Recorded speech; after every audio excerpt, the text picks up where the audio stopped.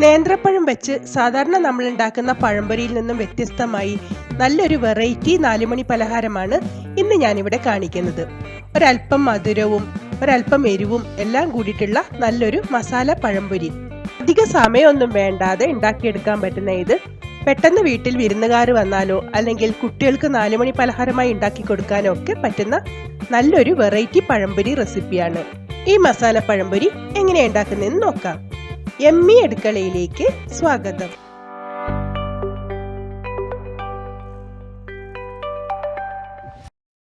ഞാനിവിടെ 4 നേന്ത്രപ്പഴം കൊണ്ടാണ് മസാല പഴംപൊരി ഉണ്ടാക്കുന്നത്. നന്നായി പഴുത്തതും എന്നാൽ ഒരുപാട് കറുത്തു പോവാത്തതുമായിട്ടുള്ള നേന്ത്രപ്പഴം നോക്കിയെടുക്കണം. ഇനി ഈ പഴമെല്ലാം നമ്മൾക്ക് സാധാരണ പഴംപൊരിക്ക് മുറിക്കുന്നത് പോലെ ഓരോ പഴവും 4ആയിട്ട് നീളത്തിൽ കട്ട് ചെയ്തെടുത്ത് വെച്ചിട്ടുണ്ട്. ഇനി നമ്മൾക്ക് പഴംപൊരിക്കുള്ള മാവ് തയ്യാറാക്കാം. അതിനുവേണ്ടി ഒരു ബൗളിലേക്ക് 1.5 കപ്പ് മൈദയാണ് എടുക്കുന്നത്.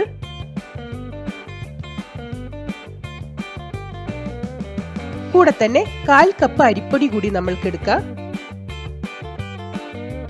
ഇനി ഇതിലേക്ക് ഒരല്പം ഉപ്പ് ചേർത്ത് കൊടുക്കാം. 2 ടേബിൾ സ്പൂൺ പഞ്ചസാരയും ഒരല്പം മഞ്ഞൾപ്പൊടിയും കൂടെ ചേർത്ത് നന്നായി ഒന്ന് മിക്സ് ചെയ്തെടുക്കാം.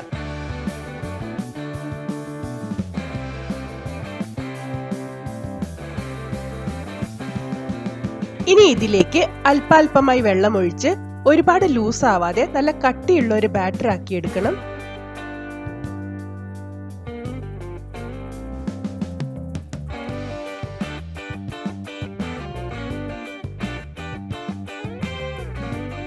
ഇപ്പോ മാവ് നന്നായി മിക്സ് ചെയ്തെടുത്തിട്ടുണ്ട്.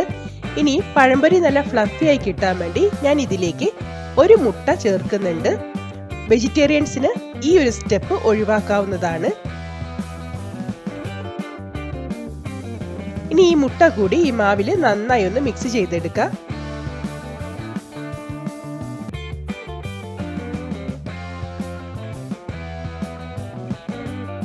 ഇപ്പോ പഴംപൊരിക്കുള്ള മാവ് നല്ല കറക്റ്റ് പാകത്തിനായി കിട്ടിയിട്ടുണ്ട്.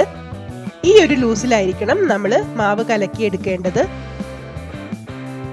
ഇനി ഇതിലേക്ക് 1 ടീസ്പൂൺ ഉണക്കമുളക് ചതച്ചത് ചേർത്ത് കൊടുക്കാം. ഇതിന് പകരമായിട്ട് നിങ്ങൾക്ക് ഒരു 2-3 പച്ചമുളക് വട്ടത്തിൽ അരിഞ്ഞതും ചേർത്ത് കൊടുക്കാവുന്നതാണ്. ഇനി ഒരു 7-8 ചെറിയുള്ളി ഇതുപോലെ വട്ടത്തിൽ നേർമയായി അരിഞ്ഞത് ചേർത്ത് കൊടുക്കാം.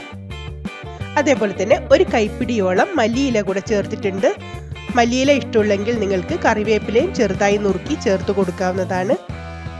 ഇനി ഇതിലേക്ക് 1 ടീസ്പൂൺ കറുത്ത എള്ള് കൂടെ ചേർത്തതിന് ശേഷം നന്നായി ഒന്ന് മിക്സ് ചെയ്തെടുക്കാം.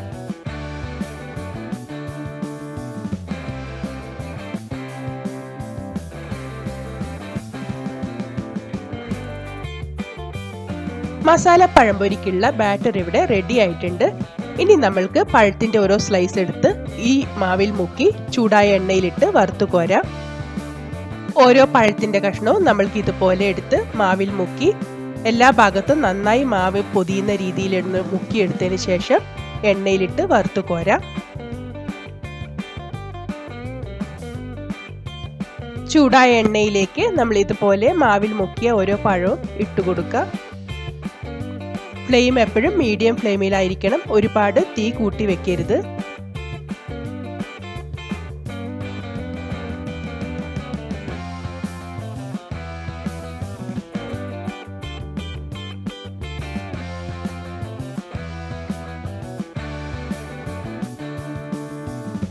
ഒരു ഭാഗം നന്നായി ഫ്രൈ ആയതിനു ശേഷം നമ്മൾക്ക് തിരിച്ചിട്ട് കൊടുക്കാം.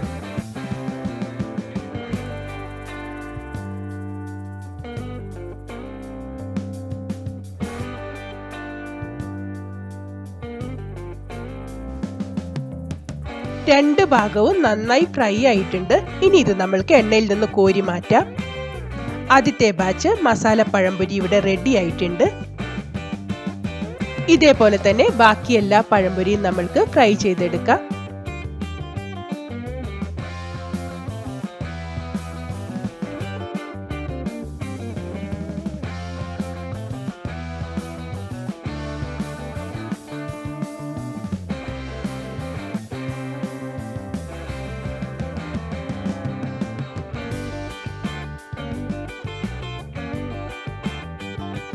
അല്പ എരിവും മധുരവും ഉപ്പും ഒക്കെയുള്ള നല്ല മസാല പഴംപൊരി നിങ്ങൾ എല്ലാവരും ഇതുപോലെ ഒന്ന് തയ്യാറാക്കി നോക്കൂ.